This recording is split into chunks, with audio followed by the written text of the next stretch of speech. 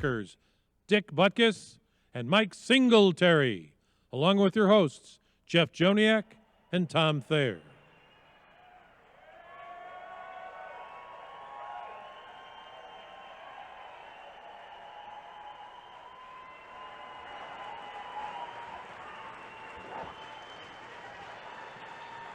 We got some more fans streaming in here.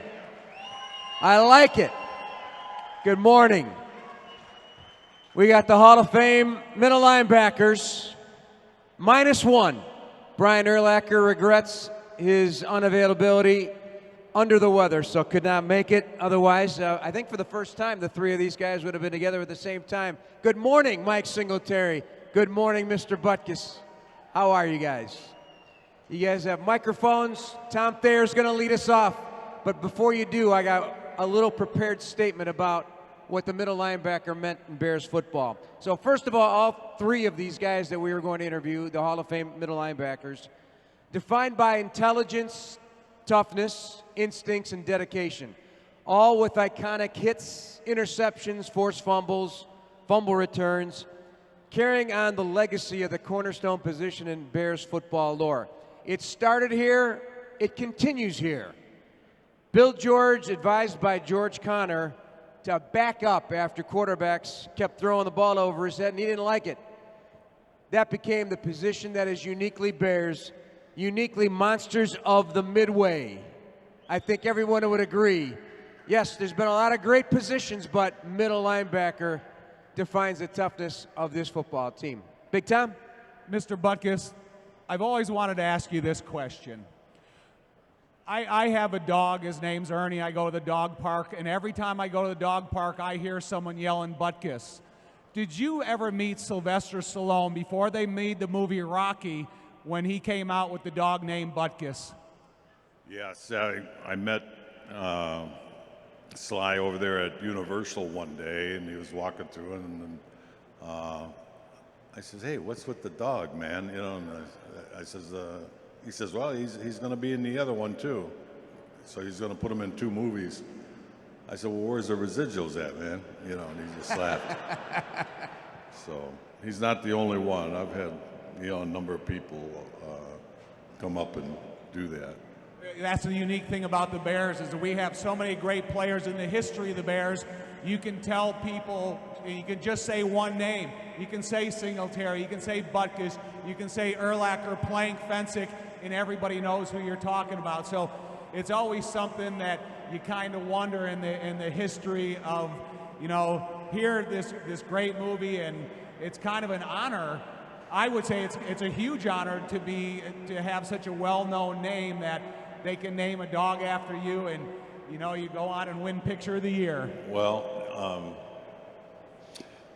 the guy who was before us, Bill George, back in those days, the exposure that those players were getting cannot even match, what goes on today. So, there's so many avenues now. There's even more, a lot more exposure than when I was even playing. With the cell phones and everything else. So, when you win nowadays, everybody in the world knows about it. And and if just like when you guys won the Super Bowl, Saturday Night Live with Ditka and all these other opportunities come. It just shows you what the fan base the NFL has. It's just really enormous. And as I look out, you look at the jerseys and everything else. Even in my era, that really wasn't a big deal. So they're doing a hell of a job of marketing, I guess, because it's. And so if you're a current player and you're good, you're all pro or whatever, sky's the limit. Everybody in the world knows about you, And sometimes that's, you like to have your own privacy too. But so I'm glad they didn't have cell phones when I was playing, I'll tell you that. Or anything else that's out there. Mike, I'm sure you would agree, because you had your fun, obviously. You love playing but you were a serious football player. It was a job that you attached yourself to professionally from the moment you got here, isn't it? Well, I think football is for a lot of people. When you ask them, what do you guys do? Well, we entertain. Well, for me, for the fan, it's entertainment. But for me, it's serious business, because every game that you play, there's no guarantee that you're going to come off the same way you went on. And the off-season work, all of the amount of time that goes into it, the commitment to film study, all of those things make a tremendous difference. And you have to do your work and earn the right to win. Mike, one thing I always, when people ask me about you, I say Mike Singletary was the most well-prepared professional athlete I ever played with. And it was your diligency and always being in shape, and your commitment to film study, and to being educated about the next opponent. And, you capitalized on the newness of the technology and how much that helped you. And then, Mr. Butkus, the technology that we had in our time, would that throughout your career, or was it more of see and attack? Oh, I would have liked to have had that technology, because as it was, we would, there's certain players, and I don't care who they are. I mean, like John Unitas, we had a definite tip on him. When he dropped back to pass, he'd always look to the left, to the right, and go back to the left. Wherever he looked first, and then he'd look away, he'd always go back. And the son of a gun still beat the shit out. I mean, we intercepted 3 passes in the first half, and he still beat us by a touchdown at the end of the game. So we would watch films, and I was like one of the first, and I think I still have the old 16 mm contraption, and I used to pick up a lot of things, because back then everybody, I don't care who it is, you'll always fall back to what you feel normal. I mean, what's normal for you. And there was simple things like centers. If it was a pass, they'd use one hand on the ball, and if it's a run, they use 2 hands. Well, you're watching the film and you see this happen, and you see a couple games and you see how, well, hey, this is holding true. As simple as that, as a center, having 1 hand or 2 hands on the ball, and on the pro level, yet they still do it. And we were able, I'd say to Abe, look at, the guy's got 1 hand, it's a pass, and then he'd run the film, and sure enough, it was a pass. So, I imagine today, with the technology they have today, you can find out what hand they scratched their ass with. I mean, really. Because like I say, I don't care who it is, you have natural traits, and it's hard to get away from it. So if you can catch that and figure it out, it gives you a tremendous advantage. Mike, with the technology, did it increase your traits, or did it make you a more intelligent football player according to the offenses that you faced and the coaching that you were getting? I think, one of the things about technology is, as a player, you always have to come back to football. I think a lot of times coordinators get themselves in trouble because they rely too heavily on the tendencies and just go, oh, okay, well, they do this all the time. When they line up in this formation, they're going to run this play. And what happens is, if the team goes off that track, then you feel like, oh my goodness, what do I do now? And so I think you really have to do your homework and kind of backtrack and be prepared, and watch a certain amount of games that you can cover your tail when things don't work out the way you think they do. Did you ever overthink it because you studied so much and you put so much time with the coaches and stuff? Did you always almost have to control yourself? There's a saying of linebackers, don't go until you know. Did you ever almost have to hold back because you had the speed to get where you needed to get? I think at the beginning of the game, I went on what I knew. I went on what I saw on film, and I just believe that they can't deviate too much from what they've been doing in that past 3 or 4 games. And in the game, if it didn't follow suit for whatever reason, then it was like, wow, now I got to really settle down and play football and find new tendencies because they're breaking them this week. They're changing it. Explain how you hit. Explain how I hit? Yep, because there is a quote that I found about you, and you explained how you uncoiled like a snake and delivered a hit because of your size and how you utilized your size and leverage. And we're watching you on these highlights right now. I think for me, everything I learned about tackling, I learned in the 7th grade. And the coach, and really it was from playing guard and not middle linebacker. As an offensive lineman. Can you repeat that? I know, I hate to say it. I don't say it out too loud. But it was from playing offensive guard. The coach told me to make sure that I had my neck in my shoulders, my back flat, and my eyes always had to see what I was hitting. And so as long as I did that and, bring my arms through, my hips had to come through the whole 9 yards, every time you hit, then the chances are you're going to come out healthy. You're going to come out good, and the guy that you're hitting is going to feel the blow a lot more than you. And so that's something that I worked on. I think today what happens a lot is guys don't work on it. They don't develop muscle memory. It takes time to develop that muscle memory to tackle the same way every time. And when you don't do that, then sometimes your head's going to be down, your head's going to be to the side, and that's where a lot of the concussions and things like that come in. But if your face is up, your eyes are open, you see what you're hitting, your neck is in your shoulders, chances are you're going to come out okay. It seems like there's 2 positions to every great player, Mr. Butkus. So I heard Jeff was telling me that you said you were going to play middle linebacker for 10 years and then you were going to play offensive center for another 5. Did knowing the center position help you be a better middle linebacker?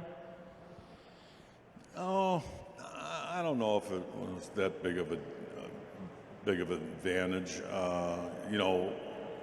At Illinois, we played both ways, and that was really a quote by Abe Gibran, who was our line coach, that I could have played center also. But I don't think it was all that big of a deal. I just remember about the tackling deal. I just remember my days back at CBS when I was a fullback, and what really bothered me as a running back and getting tackled was when someone would almost like bear hug you, and they'd wrap your arms up so that when you're starting to fall, you could not use your hand to break the fall, or if you did, there's a 50-50 chance the ball would pop out. So I always remembered that, and that's how I used to tackle in college, was that I'd put my head to their chest and alleviate the air if they were quick enough to make a move right or left. So I always aimed for the center, and if it was completed that way, then I could really bury them and put them on their back. If they made a quick cut and I hit them on the side, I'd get them down, but I always felt if you can intimidate the runner, I don't care who he is or what level, nobody likes to get hit that often. And somewhere along the line, I always thought that, those days back in high school, you keep hitting somebody hard enough, the ultimate goal is to get the turnover. And, for, I don't know how many years I had the record for recovering fumbles that I'd caused, except when the damn Minnesota end there played for 50 years, broke my record. But that was the deal, is to punish somebody. Because, you could see it in the back's eyes, and I'm sure Mike had this in his career. Backs are looking at you and like, uh-oh. And that was it. Everybody said I was like an intimidator or whatever. I was just going by what bothered me as a running back in high school. I did not want to be hit and put on my back. And that's what I try to do all the time. And, Well, a lot of circumstances it doesn't happen. I know, we all agree, you can never get tired of watching Dick Butkus highlights. Even you, Mike, right?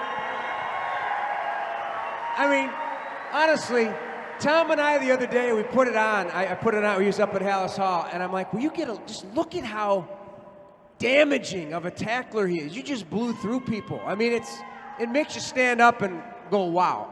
And you had a lot of nicknames. Oh, you had a lot of nicknames. I don't know which one you like the best, but you go through time and everybody had a comment or a depiction of Dick Butkus. So, the Enforcer, the Animal, the Maestro of Mayhem, the Robot of Destruction. How about just flat out good old Dick Butkus? Because that, to me, sounds the best. But you were I mean, you had to know because you were the most feared tackler in football. Well, the only reason I was the most feared tackler in football was because evidently no one got the message. Nobody else tackled that way. I mean, Look at this one. What do you think when you see that? You know, when I first saw that, I asked everybody when they come up and have me sign that picture, I said, you can have the autograph free if you can name the ball carrier. Wow. Let's test you. Who do you think the ball carrier is?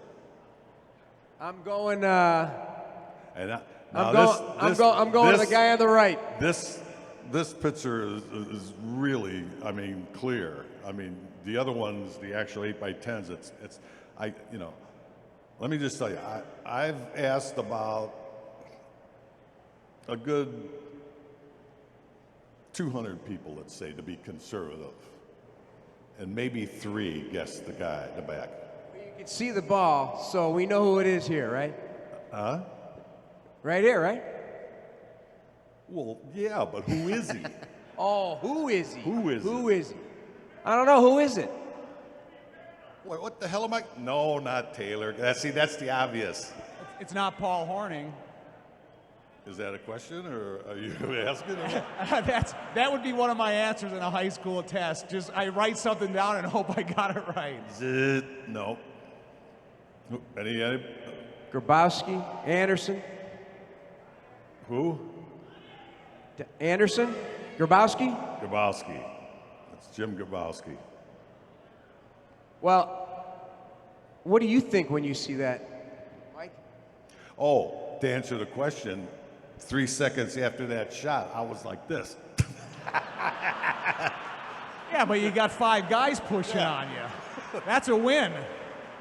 Yeah. Mike Singletary, that's some serious wingspan right there, a middle linebacker. Yeah, it is. It's that's an armful. So interesting. What did you have against the Lions? In one game, he knocked out the center, the fullback, the quarterback, and the halfback in the same game. Yeah. Well, you know, when I was the first couple of years, I was the snapper for extra points and the punts and all that stuff. So you'd come out early for pregame warm-ups. We're at Wrigley Field and play in Detroit, and so I'm snapping, warming up, and the old man comes walking by and he says, "Hey, did you?" Well, he called me kid. He says, "Hey, kid, do you know what that Flanagan said about you?" And I'm like, "What?" And he just turned and walked away. I said, "What did he say?" And he just kept on walking. So I'd always, go after Flanagan, the center. And there was one game one year where they were beating us by a couple touchdowns, and they were on our 2-yard line, and they were trying to run the clock out. So I just would call timeout. Bradovich and Buffon, what the hell? Come on, let's get out of here. I said, no, I'm gonna crack at that Flanagan, and I just wanted to take another shot. Poor guy. He was a good guy, but he never knew what it was all about. Because, back then, after I was taken off this being a snapper, I figured out that on fourth down, of course, we were always playing. So on fourth down, I'd be moved over, and when that center snapped for the punt, I'd just bury his ass, you know, because I knew that was, you're vulnerable, everything else.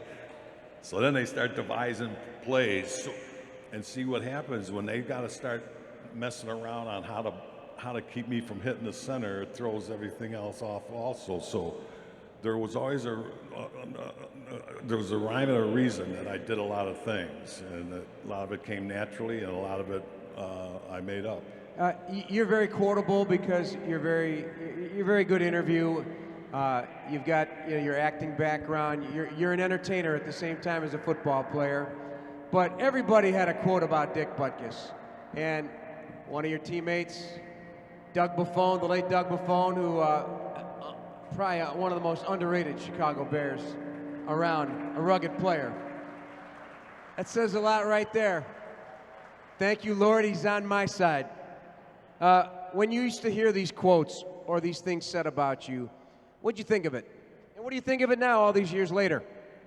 Well, at the beginning, you know, being called an animal and everything else, I always thought they were questioning your intelligence, and I really didn't care for that. You know, because that's the way it was back then. You played, you know, if you played football, you were dumb and all that business, and nothing's further than the truth.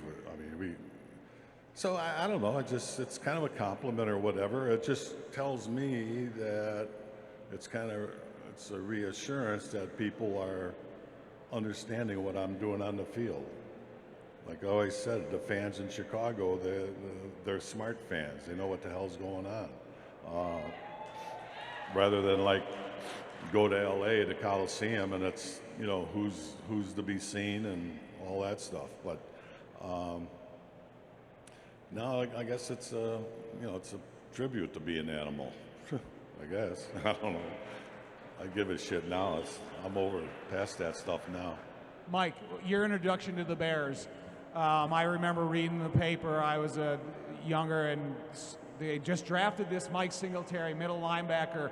And when you look at the size, you know, 6'3", 245, and then you see 6'5", 258, and then you see the size of Mike Singletary. What was your introduction to George Halas, and then what was your introduction to Buddy Ryan in terms of the eye test, and then what you were able to accomplish? Was it the same as your first meeting with those guys? Well, I think when I first got to the Bears, you know, of course, my introduction to Buddy Ryan was a little short, fat guy. You know, being 5'11", and I came in, I was like 235. And, you know, after begging Buddy to allow me to play on the nickel defense, yeah, I had to get down to 225. And that's what I finished my career playing. But, you know, I had in my mind what I wanted to accomplish when I came here. I had a vision of what I felt I could do, and the great tradition being in a defensive city, with the exception of Walter Payton being the great running back. But it was, I always felt that Chicago was the place for me, the perfect place for me, because of all of the tradition that came before me, with guys like Dick and Ed O'Bradovich and Bill George, some of those other guys. It really made me feel at home when I got here. You didn't start your first game. How impatient were you before the first start? I ask everybody, I was asking the quarterbacks that question also, because you're not I don't see you as being a patient guy. How was that when you're sitting on the sidelines knowing what you had within your ability? It was very frustrating. Lee Kuntz was the starter my rookie year. And, you know, I would go up to Buddy, and it was maybe 7 games before I started. And so I'd go up to Buddy in the first game all the way through that 7th game and say, Buddy, you got to let me play. I know I can go out there and play. You just say, son, go sit down. We're trying to win the game. Go sit down.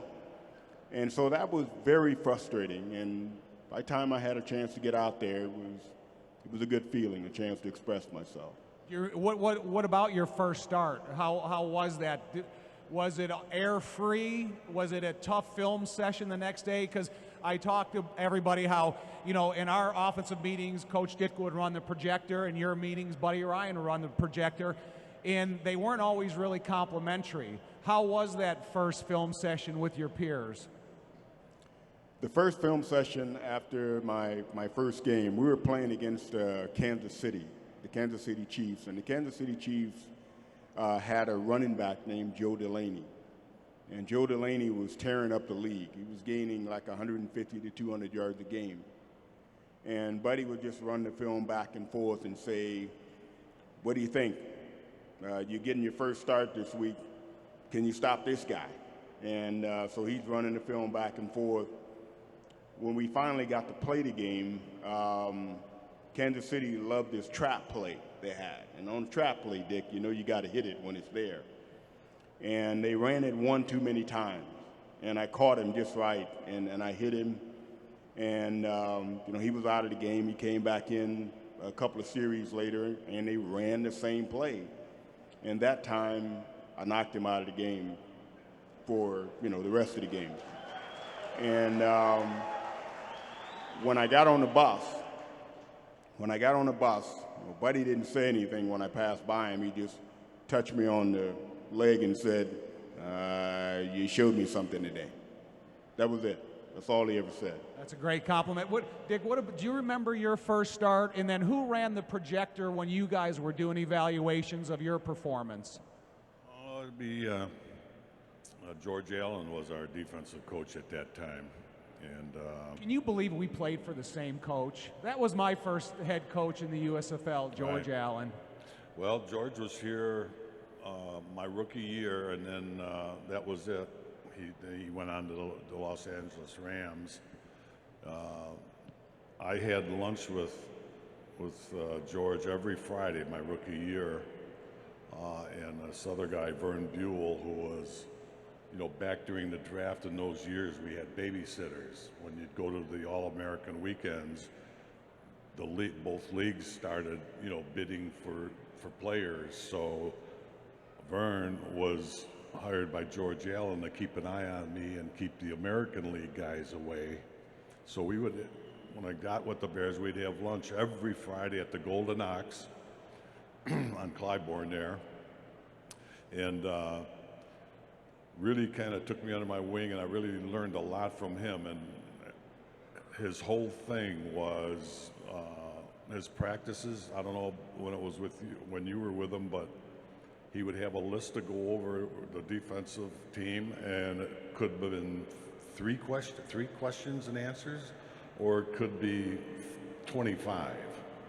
He always believed that, you know, and I think it really helped me because the whole thing was avoiding making mistakes 2 times in a row. Okay, you're a rookie, you're starting, you're going to make some mistakes, but don't make them again. And that's why I really love the guy. And when he went to the Rams, he actually was going to trade all his draft choices for me to the Bears to get me to go to the Rams, and Hallis would never do it. And then when I was down and out, I mean, I was finished when George was with the Redskins, he flew me into Washington. And this is how George Allen thought. This was like around January of 1974. My knee was totally gone. I had gone to about 6 other doctors, and they all said it's over for you. So George Allen calls, and he sneaks me into D.C., and he gets his doctor, and he said, now this is January of 74. He said to the doctor, he says, do you think Dick can be ready next January in the playoffs? He was thinking a year ahead already. I mean, that's the kind of confidence and whatever. So then he had me go to one other doctor, and of course that doctor just said, after they looked at the x-ray, he said, look, you go ahead and play, you're going to have a chance of fusing your legs stiff because it's over for you. And then I told him, I said, George, I don't want to, you know, I want to stay here. I'm hoping to maybe start coaching here with the Bears, get a job. And he just told me to be careful. And he was right, because there was no job. And then I had to leave here with a bad taste in my mouth, sour taste, but then I realized that that's just the business. Football is a business. You hear current players, talking about it today. It's business. Well, shit, $30 million versus $25,000. I guess it is a big business. So. What were your interactions and first impressions of George Halas, both of you? Well, my first impression with George Halas was, for me, I've reached the ultimate. I mean, I always wanted to play football, and as I got closer to becoming a pro football player, I was drafted by Denver and the Bears, and then Denver was going to trade the choice to New England, to the Jets. But I stayed with the Bears, and I mean, I thought, how could anybody who's playing football not want to play for this guy? Here's the guy sitting here that started it all. So I was blessed. I don't care how much money I would have made somewhere else. It was, for me, to play for this guy who started the league was something else, because that was my life at the time. Mike? I think for me, my first opportunity to meet George Halas was when we wrote him the letter after my rookie year to keep Buddy. And so George Halas came to the room, and the meeting room, and looked at all of us and said, this is the first time I'd ever had a team of guys write me a letter about keeping a defensive coach. And he went on to talk a bit about football and his philosophy and what he felt, and it was very interesting. I probably had a chance to see him maybe 2 or 3 other times after that. But it was very obvious when you saw George Halas that you were looking at history. You were looking at someone of prominence. You were looking at the guy that basically started the whole league. So it's pretty amazing. Hey, Mike, did Ditka remind you of Halas at all in any way, or were they separated by so much time? But in preparation for this event, I tell everybody the one common thing about the Bears from the 40s, 50s, 60s to the 20s is toughness. And when I went in the meeting room the first time with Ditka, I was intimidated. When I used to see Mr. Butkus walk around in preparation for the broadcast of the game, I was intimidated, but I wanted to impress. I mean, so what was your first reaction or interaction with Ditka? I was so excited the first time he walked in the room. I mean, I had no idea who Coach Ditka was. I just heard our guys talking about him. I heard our players talking about him, and the first thing I heard was kind of alarming. I said, who did they hire? They hired Coach Ditka? Oh, my goodness. We don't want that guy. This guy's crazy. And I thought, oh, my goodness. But when I first heard him when he walked in the room, it was, to me, Coach Ditka had the opportunity. He had the opportunity to be the greatest coach of all time because he had the fire. Now, I don't know how George Halas coached, but I can imagine that the fire and intensity and passion that Coach Ditka exuded that first day set the tone for exactly what he said. 3 years from now, we're going to be in the Super Bowl. And that was 1982. In 85, we were there. And it was because of that vision. Well, didn't he say, I got some good news and some bad news. We're going to go to the Super Bowl, but a lot of you guys aren't going to be here? Yes, he did. Yes, he did.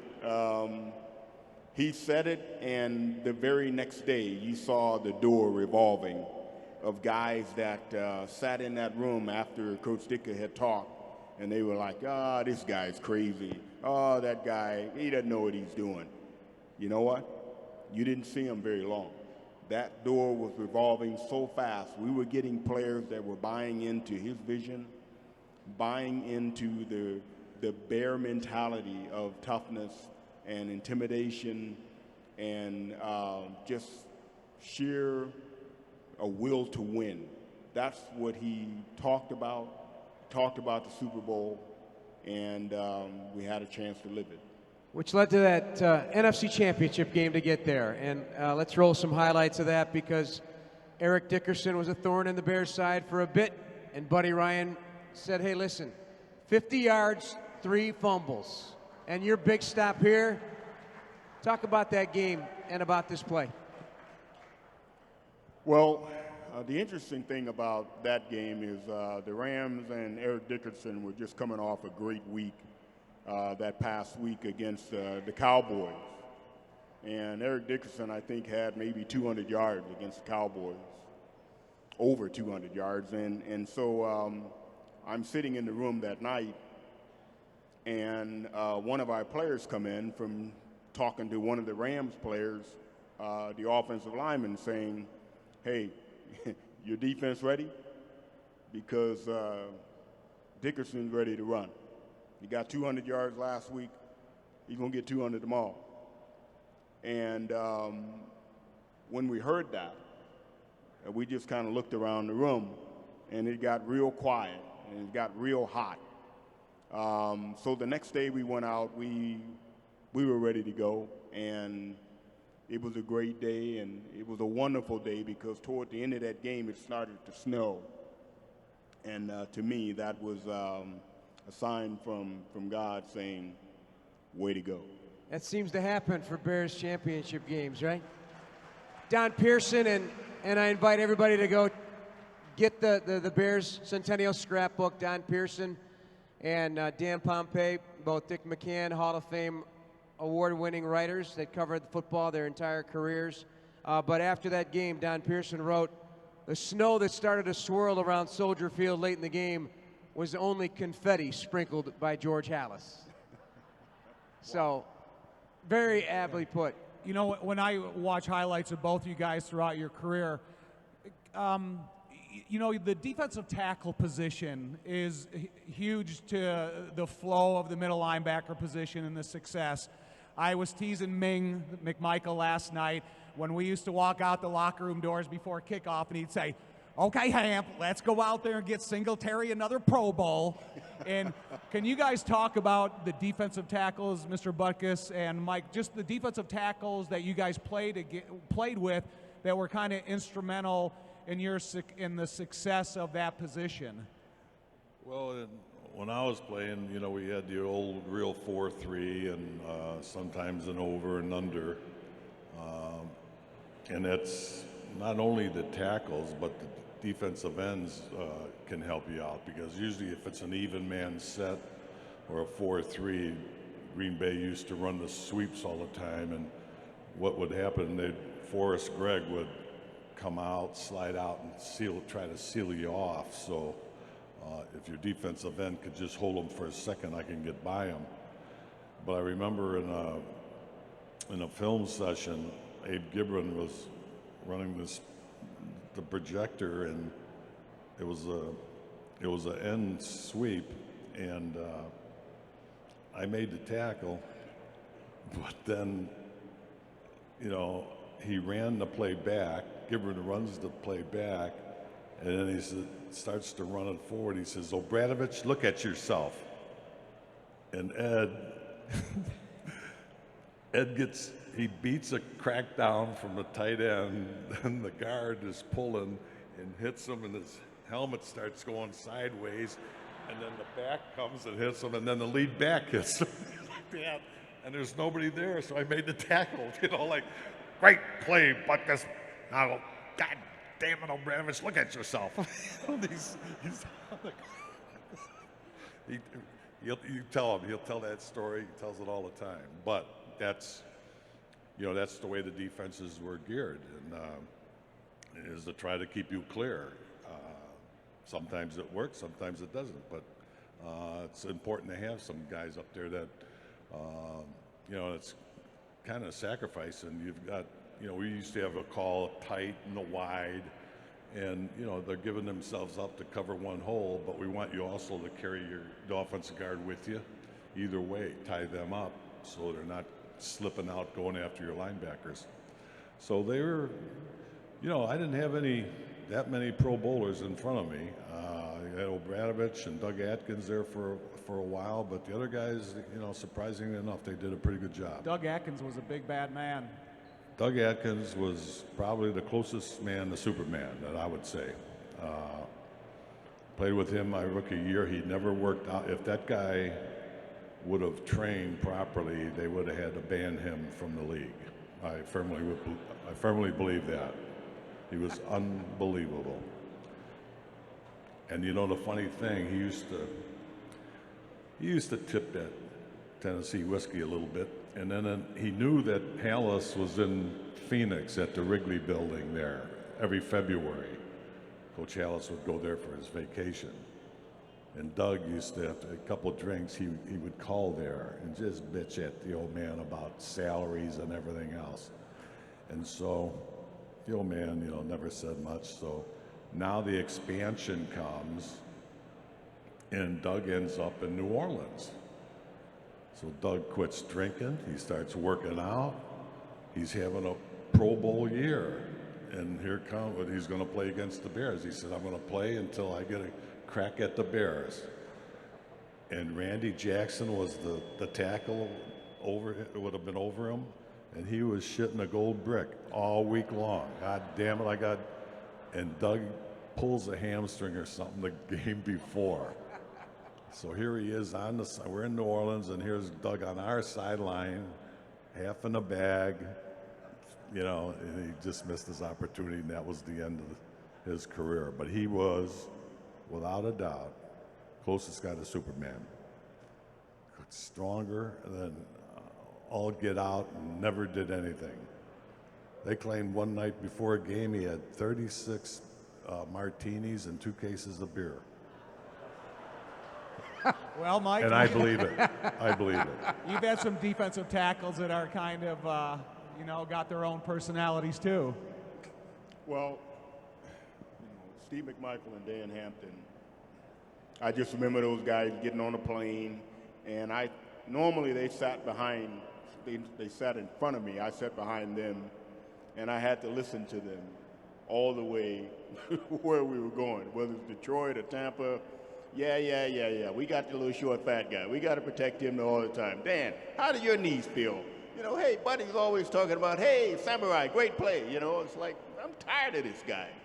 So I had to sit there and listen to those guys. And to be honest, it really wasn't until toward the end of my career that I really began to appreciate them for who they were. Dan and Steve, you know, they were very unselfish. They did exactly what they were supposed to do. And I thought I was pretty good in the middle. I thought, hey, you know what, I'm pretty good. Dan got hurt one time, and we missed him the rest of the year. Steve kind of was banged up. And all of a sudden, I'm thinking, wow, after the games, I'm a lot sore. After the games, I mean, I'm having to make a lot more tackles. I'm getting hit a lot more, and I'm thinking, maybe I'm not as good as I thought I was. But having those guys made all the difference in the world. And once again, what Dick was saying with Hartenstein and Richard Dent on the ends when the ball's outside, I mean, I had the privilege of playing against great guys in front of me, and really appreciated them. Defensive Player of the Year in 11 consecutive years, leading tackler. We can go down all the great accolades. I think everyone here last night was moved to see Gale Sayers. Let's talk Gale Sayers. And first of all, being in the same draft, it'll never happen again this way. It never happened before or since to have 2 Hall of Famers picked on the same team, that in the top 5. But what did he mean to you? What's he mean to you now? And I know, Mike, you're close to Gale as well. Well, back then in college, I never saw the guy play.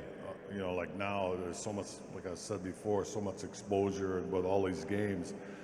First time I saw Gale was in New York at the Look All-American team, and they were showing films, and I'm looking at this guy with the high tops, and he's running back kickoffs and everything else. I don't know who the heck he was, but he was just amazing on that game tape. So we came together, and of course we both were at the All-Star game together, and got to know him. He was a very quiet guy, and our wives got along, and so then we went down to the Bears camp, and it was kind of tough. You still had some leftover guys from the '63 championship team, and of course we were both #1, so they're gonna make it hard on us and show us the ropes and everything else. But Gale just ran circles around everybody, and so then they quickly adopted him real quick. He was amazing. I still attribute a lot of my some success from trying to tackle him, because I never came up against a running back like him in my whole career, as far as a halfback. I mean, and that was counting like OJ and a couple other guys. No one could touch this guy. And so we, it was really devastating when he got hit by Kermit Alexander, and at that time we didn't have the best of doctors, and I think that was the beginning of his downfall. But he was very quiet, but really a good guy, and it's a shame that his condition now. It's just terrible thing he's going through, and his wife, and wish them some Godspeed, because he's a great guy, hell of a runner.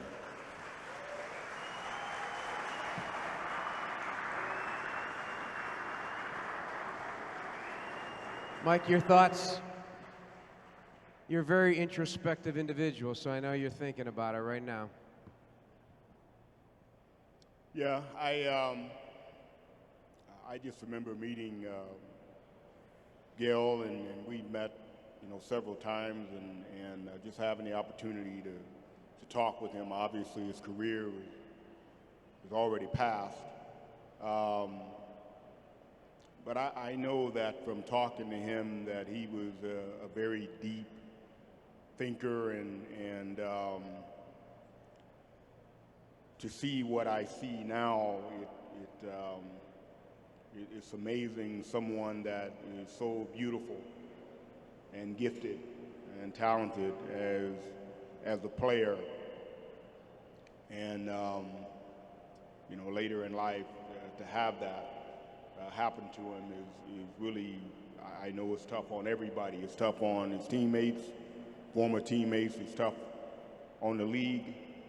And as a player, it just makes you take a step back and thank God every day for your own health and blessing. Dick, you talk about watching Gale Sayers in practice in his role as a kick returner and punt returner. But Ray Mansfield from the Pittsburgh Steelers says he remembers Dick Butkus destroying the entire special teams of the Steelers. Everybody knows you as a great middle linebacker. What was your role on special teams? Well, back then, we played them all. Played everything, and except after my rookie year, they took me off the kickoff team. But all the other ones, it was great being on the kickoff return team and the punt team, because you had a guy like Gale Sayers back there. It was, if we could just get one or two blocks, that meant there would be one less guy to go after Gale, and he could take care of, anybody that's left with his moves and speed. It was fun, and it was another way for us. We didn't have the strongest offense in the world, other than him. So anytime we could get an advantage by the kicking game, you know, he ran back punts and kickoffs for scores, and I tell you what, he's something else. Now everybody is, you know, we got specialties at everything, but Gale did it all. Threw the ball, ran the ball, blocked all the special teams. He was something else. Is there any reminder when you see the history of the Bears? Is there any reminder of the returning ability of Gale and the returning ability of a guy like Devin Hester? Yeah, I think it was. I think you can say that. Very, very much alike. I don't know how fast Gale would be. You know, they never timed us in a 100-yard dash or whatever, but he could run. I mean, flat out open up or run right at you, and then the next second he was going that way. He had a tremendous ability to change. And Hester, I don't know if he must have been fast, right? I mean, Oh, he was fast.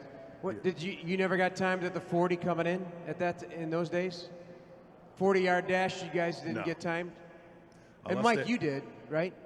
Coming out of college, yes. unless they did it at training camp when we were at the All-Star camp.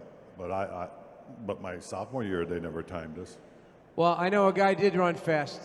You know what they used to say, you know, about the speed? Oh, he's real fast. And they said, yeah, he's fast, and he can get out of the way quicker instead of making a play. So, Well, one guy that we all love and wish he were here was Brian Urlacher, who ran a heck of a 40. He had a 256-pound body at 6'4". Let's show some highlights of Brian Urlacher, because inevitably, everybody's compared. You guys are all Hall of Fame linebackers. You no doubt heard it about Bill George. You heard it about Dick. Brian heard it about both of you. Do you enjoy watching how this man played in a very unique way, and a unique defense for him revolutionized the middle linebacker position in Lovie Smith's cover 2 defense?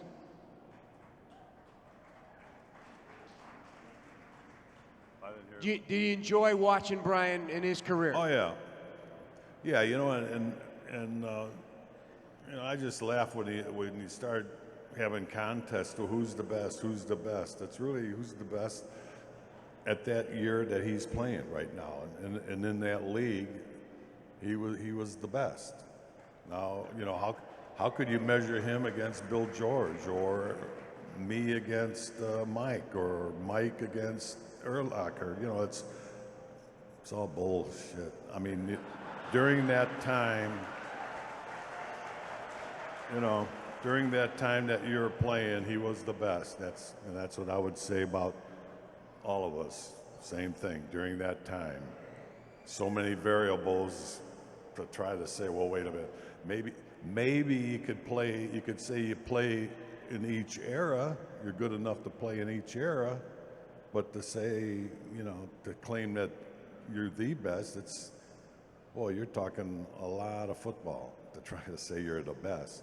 So it's only when you're playing. And what I always said, the longer you played, of course, the better you should have gotten. Well, you each had 25 tackle games in your career. This is the one in Arizona, widely regarded as a signature game in his career. Dick had 25 tackles against the Steelers in 1970. You loved that game, I know that. You had a 20-plus tackle game. You each had 22 interceptions, Urlacher and Butkus. That's great symmetry. You didn't have that many opportunities to make plays on the ball like that, given your position, but Hall of Fame careers across the board, so I agree. You can't compare eras. You guys were all great players.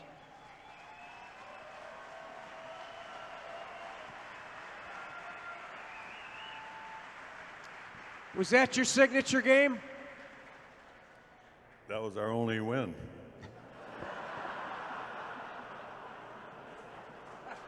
$1969. Really? Yeah. It's kind of unique, Mike, when you think about that win and the Steelers game when we played the year you were retiring. The Steelers came in here, were supposed to beat us, and I think out of respect for you and trying to have the proper send-off, we went out and beat the Steelers also. When you think about it in the history of great linebackers, how much that team that you meant to us and we meant to you. Tell you what, how bad our luck was in '69. We beat the Steelers, so we were 1-13, and they were 1-13, and we lost the damn coin toss for first pick. They picked up Bradshaw. All right, we got about 5 minutes in our session. I know we got some questions from fans. If I get those real quick. While we wait for those, I want to put up a graphic of each of a portion of your Hall of Fame speeches. And we're going to start with Dick's. Thank you so much.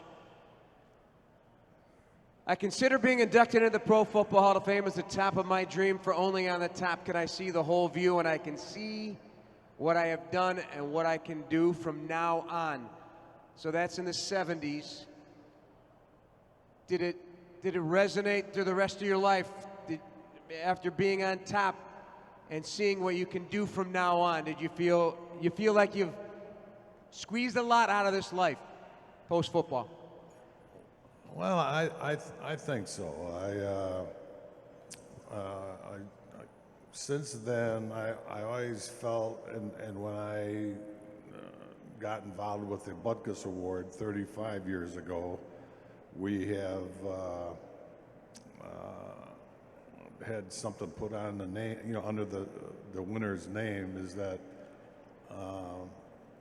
receiving the Butkus Award means two things. One, you're the best of the best linebackers in the country. And two, and more importantly, is that you now have a responsibility to serve others and give back. Because when you reach a pinnacle like the Hall of Fame or whatever like that, whether you like it or not, I know people don't like it, but kids look up to you, everything else, and you got to give back, I think. Nobody reaches that level of any success without some help along the way. And what you do is when you get to that point and achieve something like that, you don't hoard it and pound your chest or whatever. You go and you help somebody else attain that level, or that level of competence in whatever they do.